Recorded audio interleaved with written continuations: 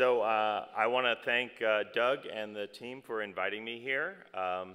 Just recently moved across my country from Baltimore, where I'd been for 25 years, to Stanford. And this is my first trip to Europe since I moved there, and I found out that that it's a lot further to get here from there. I used to think I was close, but now it's 1 in the morning for me. So if I topple over, I hope there's some folks who still remember their CPR skills here. So Doug did the typical thing that Doug does, which is he invited me here to talk about the things I typically talk about, and I sent in the abstract about the things I typically talked about. And then he said, oh, by the way, could you talk about something else? And in fact, so in the course of 15 minutes, I wrote him a new abstract about exactly what he wanted me to talk about, and then thought, oh my gosh, how am I going to talk about that between now and then? But actually, this was an issue that the issue he wanted me to focus on was actually something that I had been very concerned about and taken a number of actions towards over the years, which is the issue of institutional responsibility for the integrity of the research that it sponsors. So that is a part of this talk. The other part is also to continue the journal aspect on issues related to reproducible research. So let's just start, and you see the title is The Failure of Trust, the Responsibility for Truth in Medical Research. And we'll explore a lot here this notion of the role of trust, and we will see it's impossible to get away from, but as much as we would like to. But the challenge is where do we place it, and how do we manage it? So here is I'm going to present a quote from this book, which is a book about the general social phenomenon of how do we trust the numbers that we use in social and scientific context. And he made this comment, that the use of statistical tests has become obligatory in many, if not most, areas of medical research. Interestingly, he says, they work mainly as guides, mainly as social technologies, not as guides to private thinking. The advances of statistics in medicine must be understood as responses to problems of trust. So what was he talking about here? Well, I have to kick myself because I'm not wearing the proper tie today. I usually, to talks like this, wear this tie. What is this tie? Well, you might not see it, so I've blown it up for you. There is my tie blown up. And what it is, it's a tie that has all the sort of worthless cures and elixirs and potions that were peddled by doctors in the 1800s and early part of the 1900s. And what this really gave rise to was a lot of discomfort in the medical profession about this, and it gave rise in the US to the FDA. It was supposed to be a government entity that provided practicing doctors and the government a means to discriminate between these worthless things and valuable innovation. It was developed to, quote, counter the influences that, quote, debauch our medical journals and taint our textbooks. Well, of course, that's where we are here 100 years later. What were the objects of mistrust? Well, it was pharmaceutical companies and device manufacturers, nothing new. Patients who were testifying themselves to the miraculous cures that they had just received. General medical practitioners who, again, were claiming that they somehow knew what was working and what wasn't. And also research physicians. Now, why research physicians? Well, again, that's part of the reason we're here today, and I think it's clear that there's still a lot of reason to distrust, and for reasons like this. So here's one of my favorite medical journals, the New York Times. Magnets lessen foot pains of diabetic, a study finds. And you notice something in the corner there should raise suspicion. A finding that runs counter to many previous studies. You would think that would raise suspicion, but apparently this is what made it publishable. So here's some direct quotes from the article. We have no idea how or why the magnets work. However, it's a real breakthrough, and they're honest, while the study must be regarded as preliminary, the early results were clear and the treatment ought to be put to use immediately. So these are the conclusions.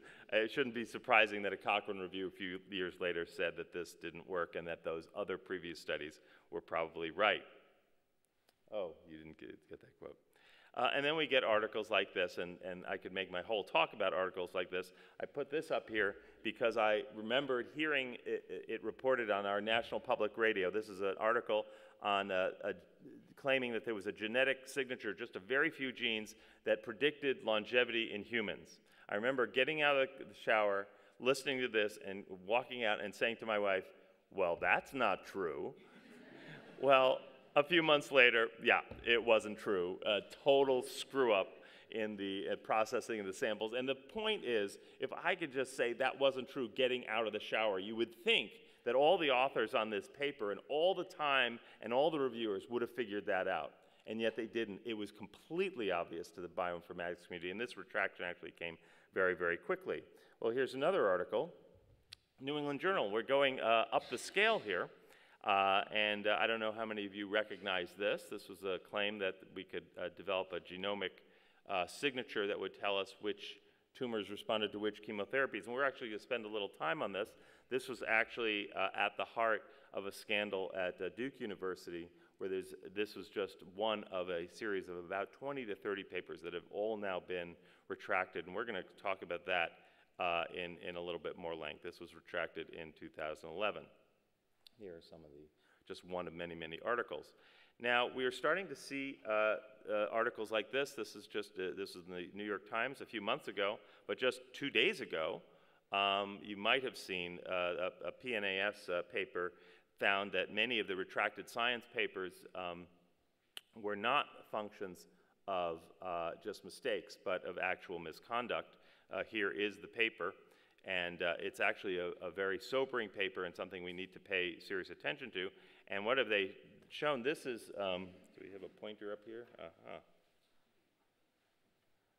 You'll see here's this is red is fraud, blue is error, yellow is plagiarism, duplicate publication. Anyway, 97 to 2001, 2002 to 2006, it's going up. And here is the rate of articles going up as a function of suspected fraud. Now this goes, this issue of trust and the role it plays is exemplified by episodes like this, which are far more serious than just retractions. This was at my former institution. I'm not proud to show it here. And what's interesting about this is that this was on the basis of the death of one research participant, just one. It was a healthy research participant who had, as part of an asthma study, who had inhaled a substance that ended up causing her death, a fatal asthmatic reaction. And the investigator didn't know the hazards of this agent because it was no longer approved for use, because all the information, and there was a lot of it that was in the medical literature, was there before the electronic medline started, before 1964.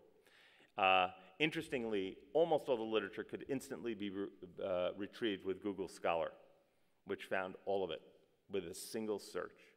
So this provoked an investigation at Hopkins and actually profound institutional reforms on the basis of just this one episode and a very deep examination of what the IRBs knew, what they should have known, and the questions that should have been asked. And we'll come back to this sort of issue later. So why do we have to depend on trust, or should we? Well, first of all, because there's no guarantee that what was reported as having been done is true. And second, even when the report is true, it represents a tiny fraction of what was actually done. And this was already alluded to. I'll just go through some examples. So the one question is, what is data? What we see in that journal report, and Liz already pointed out, is really not the data. It's a highly processed, highly synthesized abstraction of the data. And we start with raw data, and when I say raw data, I mean the actual scan, the CT scan. Not the reading, the CT scan, or the questionnaire. Then you get abstracted data, coded data, computerized data, edited data, analyzable data, analyzed data, and this is the sort of thing that you see in the data summaries.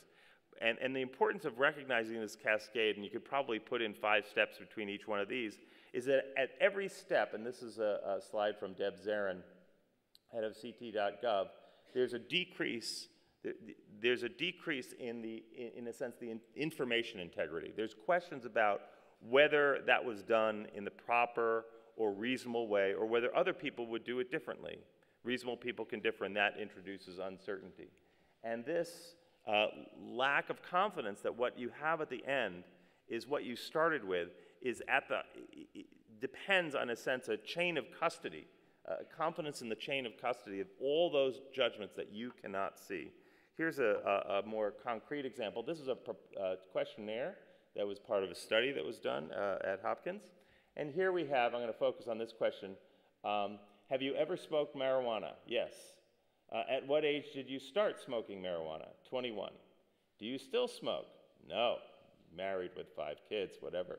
If you still smoke, go to question 28. At what age did you quit? 26, okay? Pretty clear. Had a sort of fun, college, early 20s, stopped, settled down, had a mortgage, whatever. Okay, so now this is a more detailed breakdown. At each age, how often did you smoke marijuana? So here we have non as teenage. Oh, here we got that 1 to 3 times per month, age 20 to 29. But oops, wait a minute. In his 30s, it was 1 to 11 times per year. Oop. In his 40s, less than 1 time per year. So that was literally lost control. And now he's clearly in his 60s. And so we actually have an inconsistency between the original report and the subsequent report. So what have they written about these? They're obviously a little concerned about these. It says, set to 99 to be consistent. And so you see the codes here of 99, which I believe is maybe missing data. So here's the code that goes into the computer, but we don't have any exploration of the inconsistency. Right or wrong, who knows? But these judgments are made all the time, and you have to go back to the original record to see this. You're not going to see, and this is about 5 steps back from the article. Here's an article on the childhood asthma management protocol.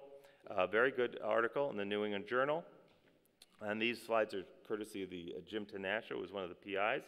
There were 72 forms in these studies, 109 form revisions, 300,000 forms in the database. In the terms of the manuscript itself that was published in the New England Journal, originally there were 73 tables and 9 figures. There were 40 revisions, and what was published? 3 tables and 2 figures.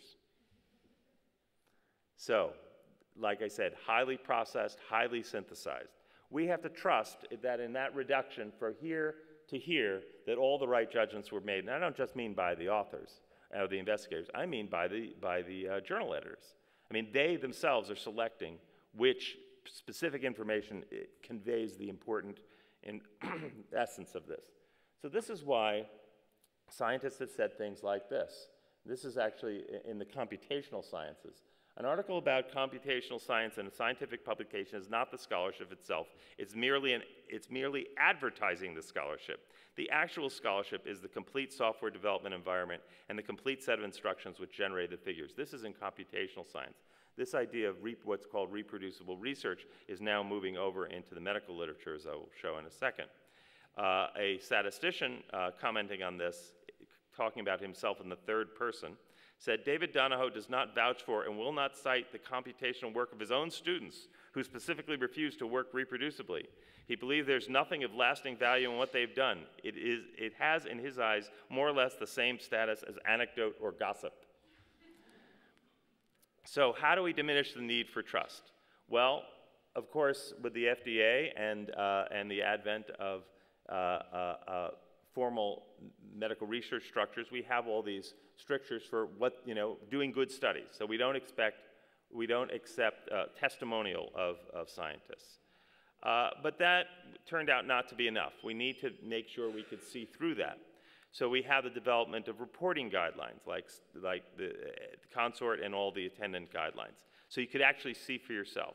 We also have a much more of a tradition of close scrutiny of the published work and we've heard the beginnings of talk about that, and we're going to hear about it for 2 days. And then we have the advent of meta-analysis with its sort of reincarnation as systematic review, which is critical, close review of the manuscript, not just adding up numbers. But unfortunately, we've had new sources of information on trust abuses, many pioneered by people in this room.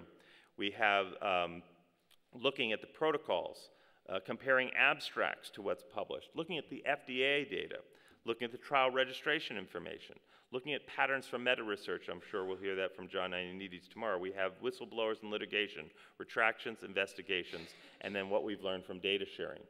So there have been a lot of responses to those failures, but I would argue that they're very inadequate, and we'll talk about them a bit. And they've occurred from all these different avenues. I'm only going to talk about two of these. One is the reproducible research, and one is the institutional responses. But maybe some of the others will come up. So this notion of reproducible research, which really started in the computer science literature, was introduced to me into the sort of biomedical literature in this article that appeared in the American Journal of Epidemiology by some of my Hopkins colleagues. First author is Roger Pang. This is Roger. He's a very young fellow, but has some wonderful ideas. And the basic idea is that what we see is the article at the end of a long pipeline, and we want to move what we see at least a little bit earlier into this area of at least the analytic data and the computational details.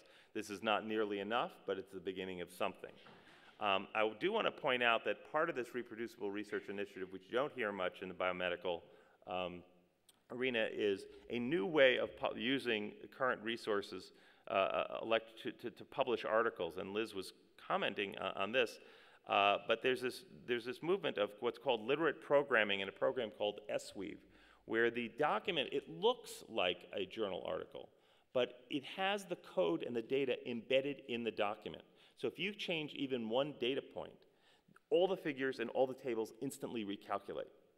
So this is the beginning of a new era, and many statisticians and bioinformaticians require all their teams to work only this way. So they will only produce documents and reports using SWeave. And this is maybe an important technical thing to bring to your attention. Now, the current model of data sharing is just share and don't share. And that's sort of an impoverished view. And also, there are many data sharing structures. We can talk about dyadic, person-to-person. We can talk about institutional repositories from which you get data. We can talk about study-based repositories, and then we can talk about nonprofit, institutional, open access, public data sharing, and there's several initiatives in this area, and I'll just mention them quickly. The current data sharing model is authors just put stuff on the web, maybe in appendices and maybe in journal supplements, and there's a central database for various fields. The readers just have to download the data and figure it out and get the software and run it.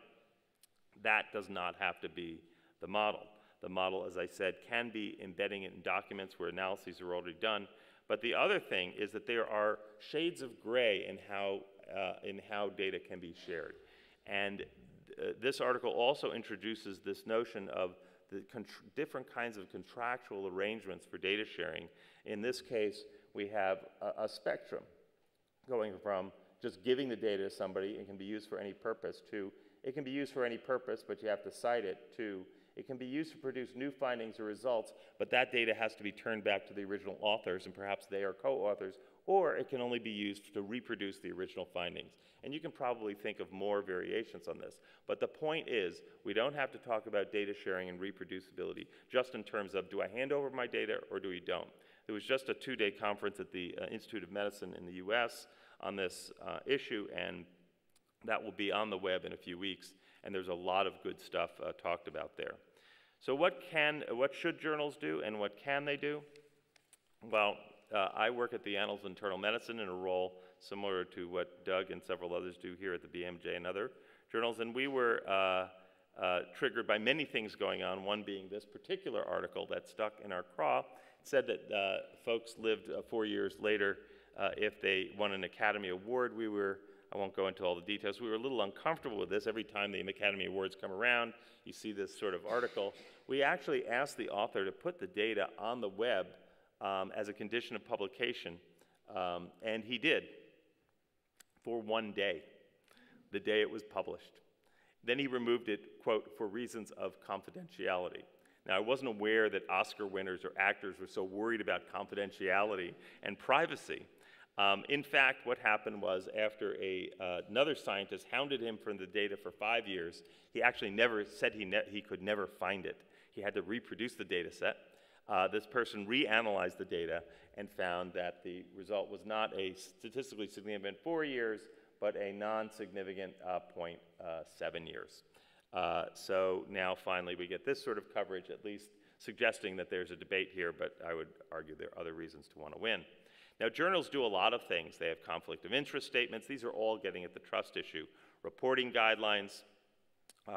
JAMA wants independent analysts for industry studies, their credit statements, their registration requirements. At the Annals of Internal Medicine, we published this editorial and tried to move us towards what we would call this new era of reproducible research. But in the end, our requirement was actually quite weak, which was simply to say whether you're going to make your protocol and code or data set available. And you'll see here, you know, somebody is saying not available. Well, why would you say we do something so weak? Well, at least we're shining a bright light on it. We thought this would start the process. Why didn't we do something stronger, like we were talking about, you know, giving a 3 thumbs up or a 2 thumbs up or whatever? It's because journalism is a competitive sport. And because if we put up a big barrier in front of our contributors, you know, boom, it's going to JAMA, it's going to the Lancet, it's going to the BMJ or wherever. They don't need to publish with us. So this is only something that can happen if journals work together. Here's another problem, data set available at, and what he cites is the NHANES site. He's just not giving the analyzable data set. He's saying, go to NHANES, which is this large public health database, you know, go figure it out yourself. So, you know, that's not very helpful either. In terms of what the journals do, the most important thing to note here is the international ICMJE has no policy. And when the Annals first brought this up, it was tabled and it's been taken off the agenda for at least the last meeting and perhaps the last 2. The journals are not ready to act in this area. Each journal is acting alone.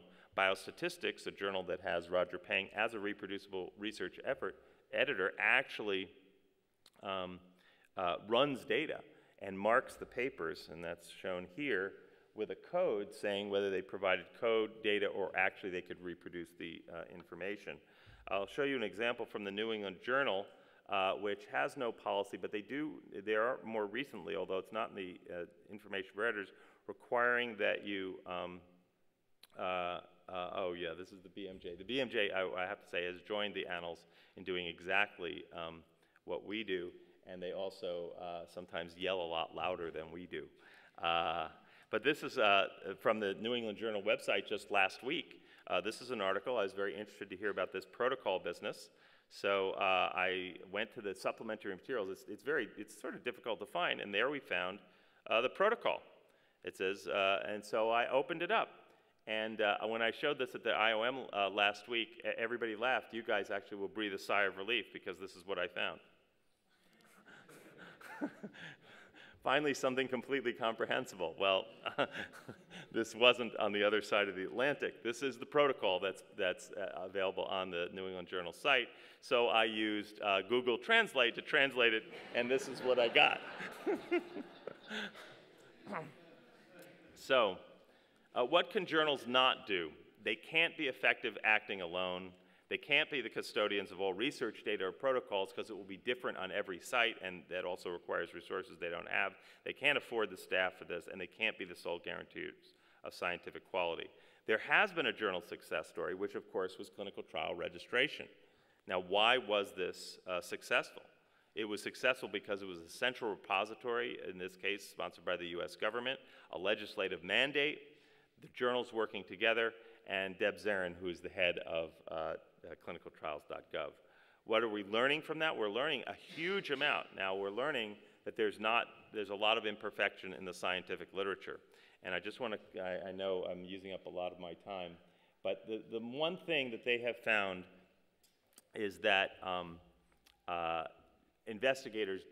lot of investigators don't know what's going on in their own studies. They can't vouch for what's appearing in clinicaltrials.gov, and they often can't find anybody associated with the study who will vouch for the results, who know what happened, and I don't have time to go on about that. That is a huge, huge problem. So with that, I want to go into this. I know I put us behind. You have used up your time. I'm sorry? You have used up your time. I know, but I have to get to the institutional thing. So I just want to show you one video. It's going to be about another 4 minutes, but let's see if this video works. So this is the Duke case. And to sum up the Duke case in 1 minute is impossible, but basically it was a group of scientists who produced a set of results that claimed to show that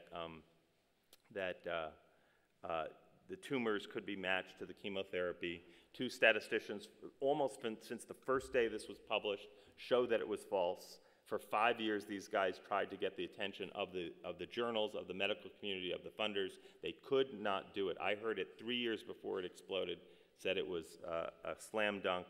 But finally, it did explode, not because of the data, but because the lead author was shown to have suggested that maybe he won a Rhodes Scholarship, and he hadn't. That's why it exploded. And this produced a report that all of you should read from the Institute of Medicine, but I want to show you the video. It was covered in 60 minutes in the United States, and I want to show you it's 2 minutes of video from the institution about the reforms and what they say that they should have done. Let's see if this will work. And so what have we learned from this? I think that what we've learned is some of the steps we have to take to do this right in the future. We've mentioned the reproducible research, the need for carefully documenting the methods. What does it tell you that it took so long? To a certain extent, it tells me that it's hard to get corrections published in Science. That part of things is not working as smoothly as it should. And it actually needs to be easier to make critiques public. But I think one of the challenges here, and I think it's a place that will improve, is how to help institutional review boards, IRBs, make decisions on which clinical trials to allow. The IRBs are the boards that decide whether clinical trials should go forward, whether this kind of work should be done in human beings. Exactly, and they're the ones charged with, protecting patients who participate in clinical trials. They have to review the science, they have to review what kinds of things are going to be done to ensure that patients aren't going to be harmed and that there's a reasonable chance that we will learn useful new science out of the trials. One of the points that's been made over and over in meetings that we've had now is that there's a need for an increase in the rigor of team science in laboratory science. We go back to the good old days 20 years ago. The technology wasn't at a place where it was so complicated. Individuals rose to prominence in their own laboratories by doing work that wasn't questioned really all that much until others tried to replicate it, and it would take decades really for something to get to the point where you tried in human beings. Now we're in a situation where discovery in a laboratory can be applied almost instantaneously in some cases to human beings. I wonder why you agreed to sit down and go through all of this with us. We want to move forward and not make these kind of errors again, so we're putting in systems throughout the institution to take care of this. This includes first-rate data management so that people can look at the data. It includes involvement of highly qualified statisticians in everything that we do. It's a re-examination of our conflict of interest rules and the way that we enforce them. And there's also a very fundamental look back at the issue of accountability. How do we ensure that things don't just happen in a lab without anyone else knowing? So I am going to finish up here because Rob Califf there, brings up this issue of the institutional changes. So I'm just going to finish with 2 slides about what institutions can do. He mentioned some of these. They're the conventional things within the conventional structures. First of all, we can have scientific review of all research within the institution. This is not done in the US. I don't know if it's done here. Anything that is not externally funded can completely escape review internally. Sometimes it's reviewed by department head or by colleagues, but this is a huge issue. We could strengthen IRB scientific review, but IRBs are not really configured for that.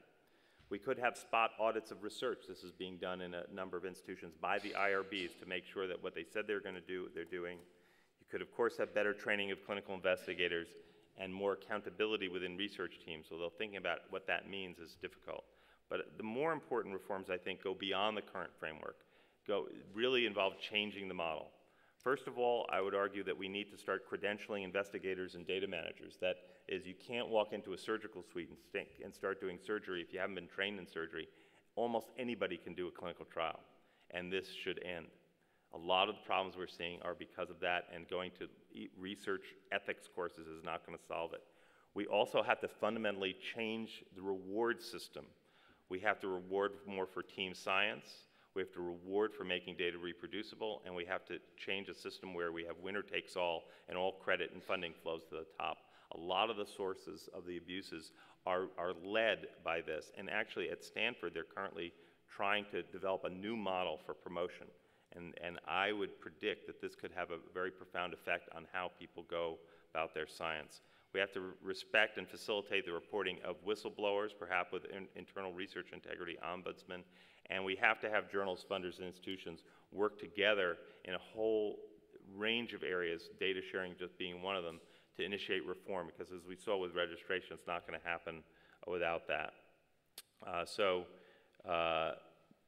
This is a new proposal for credit sharing, which is that currently we only use publications in two ways in academic scholarship, which is either authorship or citation. We have to develop a new measure which involves a marker for the use of the data for original research published by others. And this involves developing an identifier for data sets, which we don't currently have. We only have it for clinical trials published in clinicaltrials.gov.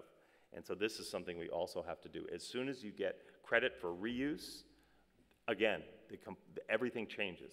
Everything changes. We won't get fight for first or last. So anyway, is it hard to get people to work together? Yes. But as exemplified by this cartoon with these scientists looking at these very professorially dressed mice in the cage, and he says, okay, let's slowly lower in the grant money. So it's amazing what you can do if you change the food of animals. So with that, I'll stop. And sorry for going over time.